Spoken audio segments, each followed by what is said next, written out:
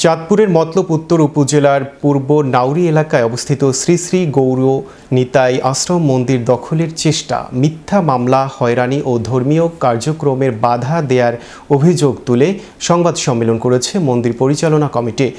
রোববার বিকেলে মন্দির প্রাঙ্গণে অনুষ্ঠিত সংবাদ সম্মেলনে লিখিত বক্তব্য পাঠ করেন মন্দির পরিচালনা কমিটির সভাপতি অখিল চন্দ্র লিটন।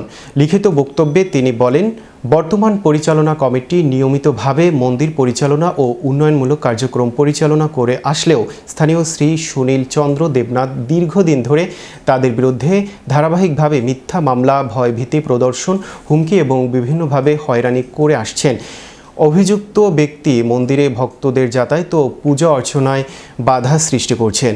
একই সঙ্গে মন্দিরের উন্নয়নমূলক কাজ বন্ধ করার চেষ্টা এবং মন্দির দখলের অপচেষ্টা চালানো হচ্ছে, যার ফলে ধর্মীয় কার্যক্রম ব্যাহত হচ্ছে। একের পর এক থানায় ও আদালতে মামলা করে কমিটিকে হয়রানি করা হচ্ছে, যা মন্দির পরিচালনায় বড় ধরনের প্রতিবন্ধকতা সৃষ্টি করেছে। এ সময় তিনি প্রশাসন, আইনশৃঙ্খলা বাহিনী ও গণমাধ্যমের সহযোগিতা কামনা করে নিরপেক্ষ তদন্তের মাধ্যমে প্রয়োজনীয় আইনগত ব্যবস্থা গ্রহণের আহ্বান জানান। এ বিষয়ে অভিযুক্ত শ্রী সুনীল চন্দ্র দেবনাথের বক্তব্য জানতে চাইলে তিনি কোনো মন্তব্য করতে রাজি হননি। তিনি বলেন, এ বিষয়ে আমি কিছু বলবো না, যা বলার কাগজে বলবো। সংবাদ সম্মেলনে মন্দির পরিচালনা কমিটির অন্যান্য সদস্যরা, স্থানীয় গণ্যমান্য ব্যক্তি, ভক্তবৃন্দ এবং বিভিন্ন গণমাধ্যমের প্রতিনিধিরা উপস্থিত ছিলেন। শ্রী সুনীল দেবনাথ সে আমাদেরকে মিথ্যা মামলা, হয়রানি ও হুমকি দমকি, ভয়ভীতি দেখায়ে আমাদেরকে মন্দিরের বিভিন্ন উন্নয়নমূলক কাজকর্ম করা থেকে বিভিন্ন হুমকি দামকি দিয়ে যাচ্ছে। একা মন্দির ভোগ দখল করতে চায় এবং মন্দিরের জমি সে তার নিজের নামে করতে চেষ্টা করে।